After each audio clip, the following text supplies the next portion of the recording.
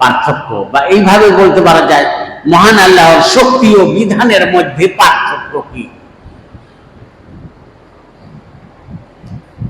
আল্লাহর একটা শক্তি আছে আর আল্লাহর বিধানও আছে। এই দুইটির মধ্যে পার্থক্য না জানলে প্রকৃত ইসলামের জ্ঞান লাভ করা কঠিন হয়ে যাবে। তো আল্লাহর শক্তি কি আর আল্লাহর বিধানই বা কি, এটা জানা দরকার।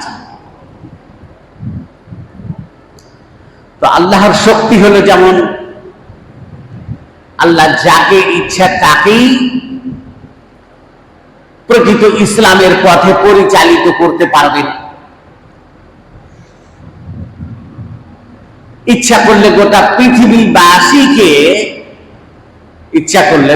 পৃথিবীবাসীকে ইমানদার মুসলিম বানিয়ে দিতে পারবে। এটা আল্লাহর শক্তি। আল্লাহ ইচ্ছা করলে একজন পাক্কা ইমানদারকে জাহান্নামে দিতে পারবেন, আর আল্লাহ ইচ্ছা করলে একজন বড় কাফেরকে জান্নাতে দিয়ে দিতে পারবেন। শক্তি। কিন্তু বললাম শক্তি আর আইনের মধ্যে পার্থক্য আছে। আইন হলো এই যে ইমানদার ছাড়া জান্নাত কেউ যাবে না,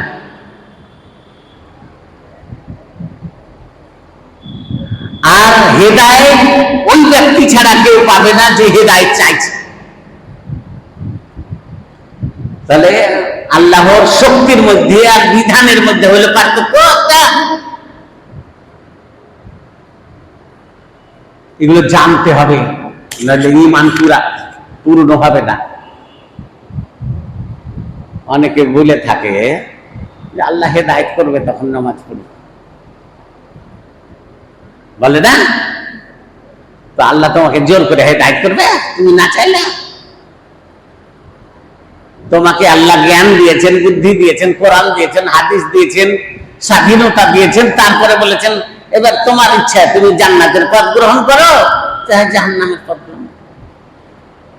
একজন চুরি করতে যাচ্ছে, তো যদি আল্লাহ পা নেগড়া করে দেবেন না, যাও তুমি, ফল তোমাকে ভোগ করতে হবে।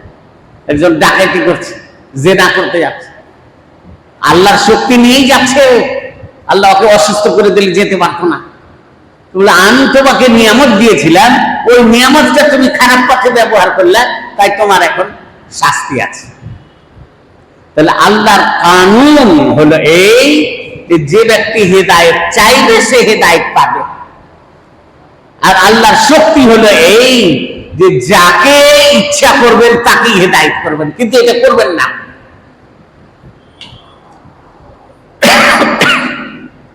আল্লাহর ওয়াক্ত ফায়সালা ওয়াহদি ইলাইহি মান আনাব। অন্য এক জায়গায় আল্লাহ বলেছেন পবিত্র কোরআনের মধ্যে ওয়াহদি ইলাইহি মান ইউনিব। আল্লাহ ওকেই হিদায়াত দিবেন বা ইসলামের পথে পরিচালিত করবেন বা জান্নাতের পথে পরিচালিত করবেন যে আল্লাহর দিকে আসতে চাই, যে আল্লাহর দিকে আসার জন্য ইচ্ছা রেখেছে। আর যে ইচ্ছা রাখেনি আল্লাহ হেদায়েত দিবেন না। কাজে এইটা বলতে হবে না যে আল্লাহ যখন হেদায়েত করবেন তখন নামাজ পড়বো।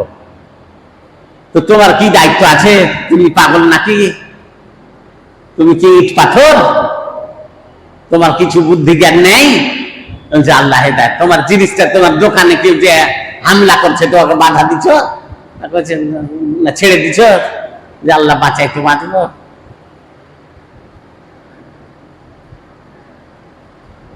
তো আল্লাহ বারবার কোরআনের মধ্যে বলেছেন ইন্নাল্লাহা লা ইয়াহদিল কওমাল ফাসিকিন, ইন্নাল্লাহা লা ইয়াহদিল কওমাদ যালিমিন, ইন্নাল্লাহা লা ইয়াহদিল কওমাল কাফিরিন। এগুলো আইন আল্লাহ।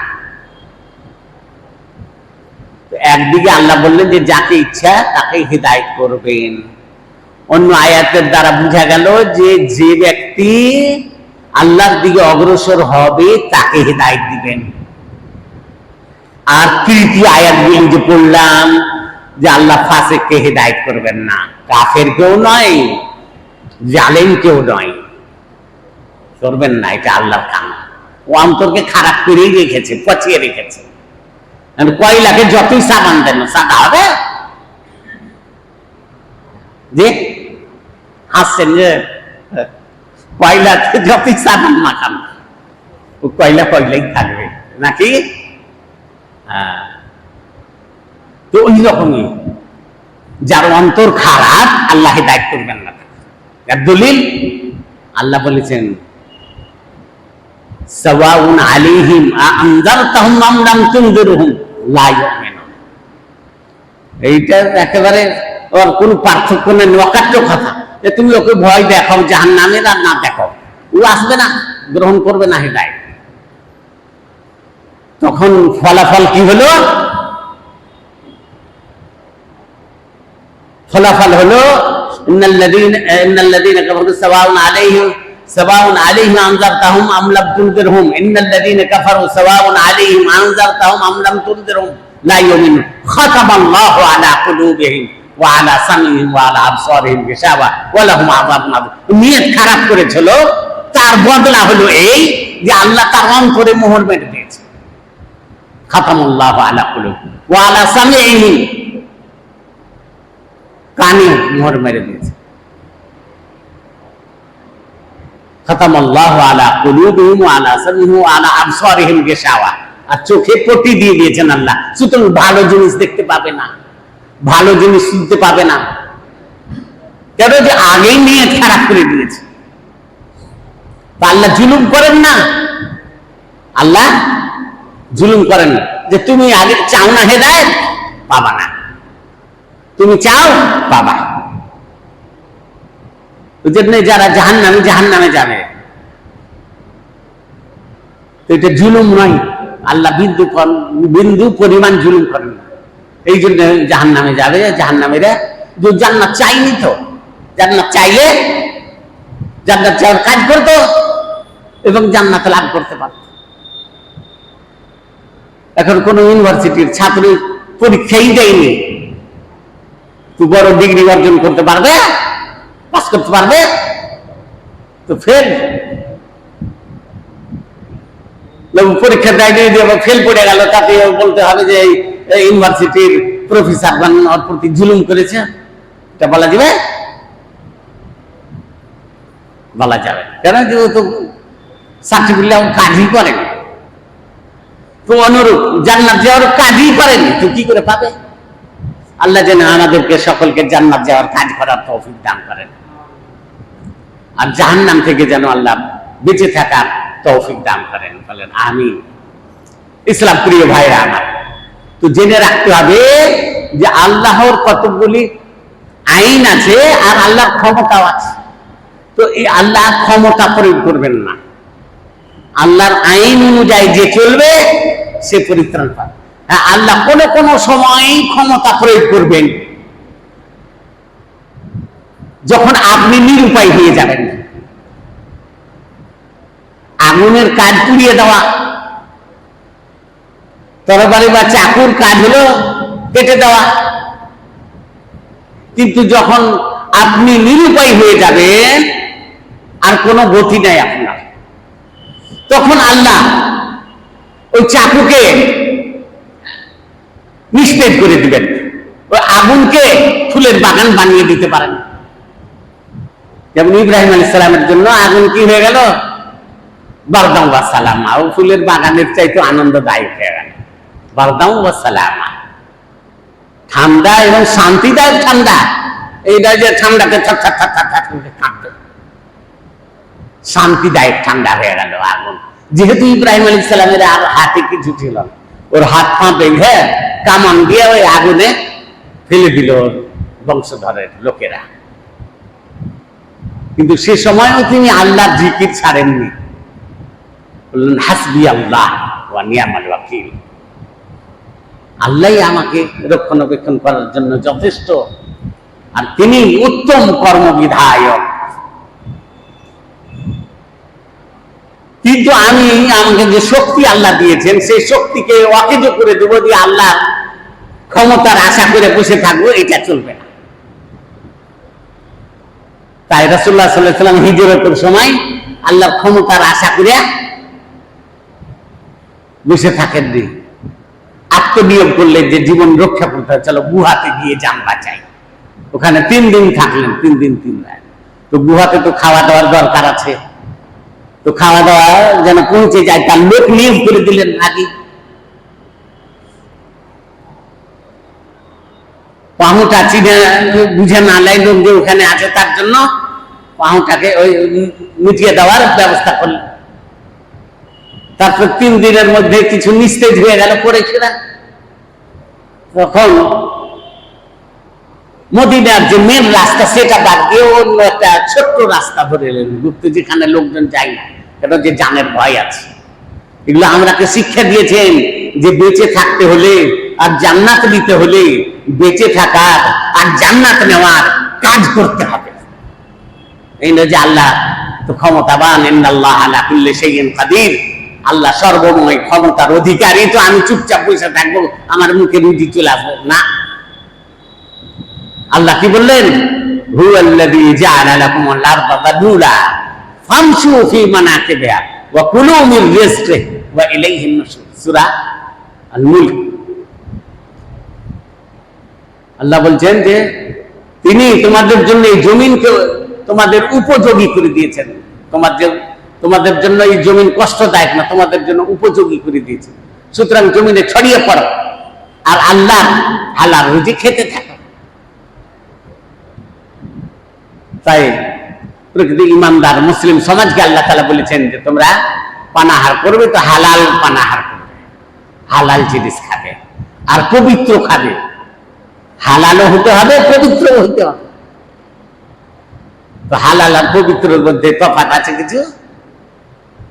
আপনি ধরেন গোস্ত কিনে আনলেন 2 কিলো হালাল টাকা দিয়ে, আপনার ইনকাম করা কষ্ট, রক্ত পানি করে টাকা দেয়, তো ওটাকে আপনি ভালোভাবে রান্না করে খান। এই নয় যে পচিয়ে সরিয়ে দিলেন, এনে রেখে দিলেন, 2 দিন পর রান্না করবেন, দেখছেন তো পচে গেছে, ওইটা খাওয়া যাবে? এটা তো স্বাস্থ্যের পক্ষে ক্ষতিকর হয়ে গেল, ওইটা তাইয়্যিব হলো না, পবিত্র হলো না, খারাপ হয়ে গেছে, ওতে স্বাস্থ্য ধ্বংস হয়ে যাবে। তো হালালও খান, পবিত্রও খান। তো আল্লাহ কানুন করে দিয়েছেন বেঁচে থাকার জন্য, আল্লাহ কানুন করে দিয়েছেন জান্নাত লাভের জন্য, আল্লাহ কানুন করে দিয়েছেন হেদায়েত পাওয়ার জন্য। এই কানুন অবলম্বন করলে হেদায়েত পাবেন, জান্নাত পাবেন, সুখ পাবেন, শান্তি পাবেন। কানুন যদি ভেঙে দেন আপনি, সবই ভেঙে যাবে। ওই জন্য তো আল্লাহ তাআলা আদম আলাইহিস সালাম থেকে নিয়ে মুহাম্মদ সাল্লাল্লাহু আলাইহি ওয়াসাল্লাম পর্যন্ত নিয়ম কানুন বিধি বিধান সবকে দিয়েছেন, যেগুলো মেনে চলো তাহলে তোমাদের উপকার হবে, আর মেনে না চলো অপকার হবে। এখন যে জাহান্নামের কথা বললাম, যে ওখানে যারা পাপাচারী, অন্যায় অত্যাচার, যারা কাফির বেদিন, চিরস্থায়ী থাকবে জাহান্নামে। কিন্তু যারা ইমানদার, পাক্কা ইমানদার, কিন্তু ভুল ত্রুটি, জুলুম, অন্যায় অত্যাচার করেছে, তো তারা শাস্তি ভোগ করার পর জান্নাত লাভ করবে।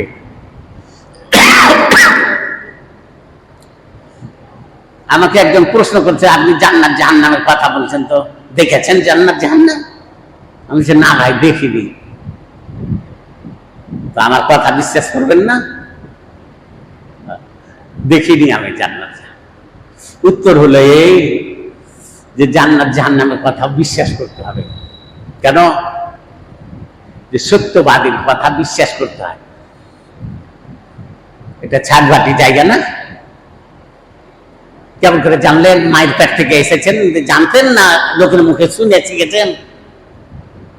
হ্যাঁ ভাই, বড় হয়ে সবাই বলেছে যে এটা ছাড়বাটি। তো কেউ মিথ্যে বলে এটা সত্য কথা বলে আপনি লিখছেন যে আমার গ্রাম ছাড়বাটি। এর মানে সত্যবাদীদের কথা গ্রহণযোগ্য। আচ্ছা, এটা তো হইলো গ্রামের কথা। বলছে এটা আপনার মামা, এটা আপনার ফুফু, এটা আপনার নানি, এটা আপনার দাদি, এটা আপনার চাচা। মায়ের পেট থেকে জানতেন এগুলো না? ওইটা খবর দিয়েছে আপনাকে কেউ, ওইটা তোমার চাচা, ওইটা তোমার ফুফু, ওইটা তোমার দাদি। শিক্ষা দিয়েছে তবে তো জানতে পেরেছেন, ওটা খবরটা দিয়েছে আপনাকে। মার পেটে কিন্তু জানতেন না, এলেন বড় হলো, জ্ঞান বুদ্ধি হলো, তখন আপনি জানতে পারলেন। এর মানে সত্যবাদীদের কথা বিশ্বাস করতে হবে। কারেন্টের পায়াতে লেখা আছে বিপদ, হাত দিও না। একজন বলছেন না লিখলে কথা আমি মানব না, নিজে হাত দিয়ে পরীক্ষা করে দেখবো। দেখবি তো, দেখ যেমন হাত দেওয়া তেমনি বাপ বাপ করে দাঁত বাইর করে দিলে দেয়া খতম। তখন বললো যে হ্যাঁ কথাটার গুরুত্ব ছিল। তাহলে বুঝালো সত্যবাদীদের কথা বিশ্বাস করতে হবে। আব্দুল গাফফার, আপনি তো আমেরিকা যাননি, বিশ্বাস করেন যে আমেরিকা আছে একটা দেশ, কেন যে আপনি শুনেছেন সত্যভাবে যে একটা দেশ আছে।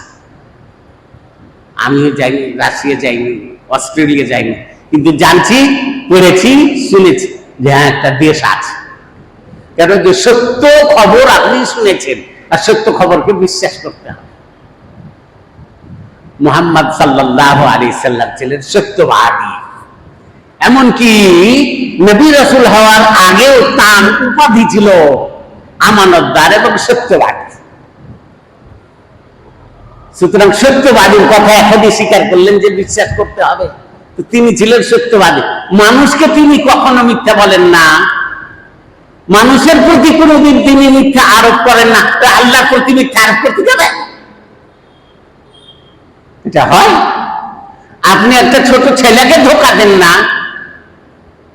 যার জ্ঞান বুদ্ধি নাই, 5 বছরের ছেলে, ঠকতে পারবেন সহজে, ওকে আপনি ধোঁকা দেন না, তো বড় মানুষকে ধোঁকা দিতে যাবেন? যাবেন না। তো মুহাম্মদ সাল্লাল্লাহু আলাইহি ওয়াসাল্লাম মানুষকে কোনোদিন ধোঁকা দিতে যাননি, আর আল্লাহকে ধোঁকা দিতে যাবেন, আল্লাহর নামে এইসব মিথ্যা কথা বলবেন? এটা হয় না। বুঝা হলো সত্যবাদীর কথা বিশ্বাস করতে হয়। তাই মুহাম্মদ সাল্লাল্লাহু আলাইহি ওয়াসাল্লাম সত্যবাদী, জান্নাতের খবর দিয়ে গেছেন, জাহান্নামের খবর দিয়ে গেছেন, আর পরকাল, আরশ, কুরসি, 7টা বাক আসমান আছে, পরকালে জান্নাত আছে, হাউজে কাউসার আছে, তারাজু আছে, পুলসিরাত আছে। এই যে সব খবরগুলা দিয়ে গেছেন, তিনি আল্লাহর কাছে শুনেছেন, আল্লাহর কাছ থেকে আমরাকে জানিয়ে দিয়ে গেছেন। সত্যবাদীর কথা বিশ্বাস করতে হয়, মনে থাকবে। তাহলে যদি আমি জান্নাত জাহান্নাম দেখিনি, কিন্তু যেহেতু সত্যবাদীর মাধ্যমে আমি এটা শুনেছি বলে বিশ্বাস করছি যে জান্নাত আছে, জাহান্নাম আছে, আল্লাহ আছে। স্পষ্ট হইল? তো আল্লাহ তাআলার যে কতগুলি কানুন আছে, এই কানুনকে যেন আল্লাহ বুঝার তৌফিক দান করেন, আর আল্লাহর যে শক্তি আছে এটাও যেন বুঝার আল্লাহ তৌফিক দান করেন, আর সেই বুঝার পর যেন আমি আল্লাহর ইবাদত করি। তো আপনার যে এই যে জামাটা আছে, ছিঁড়ে টানে, তো আপনি দেখবেন না রক্ষা করবেন? আপনার জমি আছে, আপনি রক্ষা করবেন না দিয়ে দিবেন কেউ এলে? আপনি কষ্ট করে ফসল লাগালছেন, গাছ লাগালছেন, কাঁঠালের, আমের, এইসব পারছে, ওকে বাধা দিবেন না? তো আপনার ইমান যে কেড়ে নিয়ে যেতে চাইছে ওই সব কাফের ফাসিক বেদিনেরা, শয়তানেরা, তো ইমানটা রক্ষণাবেক্ষণ করবেন না? যেটা হলো জান্নাত যাওয়ার সম্বল, ইমান রক্ষণাবেক্ষণ করতে হবে। ওই যেমন চোর আছে, চোর থেকে আপনি বাড়িকে বাঁচাবার চেষ্টা করেন, রক্ষণাবেক্ষণ করেন, ইমান চোরের হাত থেকে আপনি আপনার ইমানকে রক্ষা করেন। ইমান চোর শয়তানও আছে, কুপরামর্শ দিবে, আর কতগুলা ফাসেক ফাজের বেদিন কাছের লোকও আছে। ইসলাম প্রিয় ভাইরা আমার, তাহলে আজ থেকে বুঝতে পারলাম যে যে যে পথ অবলম্বন করবে সে পথ পেয়ে যাবে। আল্লাহর পক্ষ থেকে কোনো জুলুম নাই বিন্দু পরিমাণ। তো জাহান্নামীরাকে আল্লাহ এই জন্য জাহান্নাম দিবেন যে ওরা জান্নাত চাইনি, জান্নাত চাইলে জান্নাত যাওয়ার কাজ করতো, এটা মনে রাখিয়ে। ইসলাম প্রিয় ভাইরা আমার, তো আল্লাহ ওকে হেদায়েত দিবেন যে হেদায়েত চাইবে, যে যেটা চাইবে তাকে সেটা দিব। তাই আল্লাহ তাআলা পবিত্র কোরআনের মধ্যে বলেছেন ওয়া নুআল্লিহি মা তাওয়াল্লা, মানুষ যেদিকে যে যেতে চাইবে সেদিকে যাওয়ার আমি সুযোগ দিব। কিন্তু যে কর্ম করবে সেই কর্মের ফল তাকে ভোগ করতেই হবে। মান আমিলা সালিহান ফালিনাফসিহি ওয়া মান আসাআ ফাআলাইহা, যে সৎকর্ম করবে সে নিজের জীবনকে সুখময়, আনন্দময়, মঙ্গলময় করার জন্যই করবে। যে কুকর্ম করবে সে নিজের জীবনকে দুঃখময় করার জন্যই করবে। এই বলে আমি শেষ করছি। আল্লাহ তাবারক ওয়া তাআলা যেন আপনাদের আমাদের মনের আশা আকাঙ্ক্ষা পূর্ণ করেন, আর আমরাকে যেন আল্লাহ তাআলা তার শরীয়তের উপরে, তার দ্বীনের উপরে, তার তাওহীদের উপরে, তার একত্ববাদের উপরে অটল থাকার তৌফিক দান করেন। আকুলু কওলি হাযা ওয়া আস্তাগফিরুল্লাহ লি ওয়া লাকুম ওয়া লিসাইরিল মুসলিমিন ওয়াল মুসলিমাত মিন কুল্লি যামবি ওয়া আতুবু ইলাইহি। আসসালামু আলাইকুম ওয়া রাহমাতুল্লাহি ওয়া বারাকাতুহু।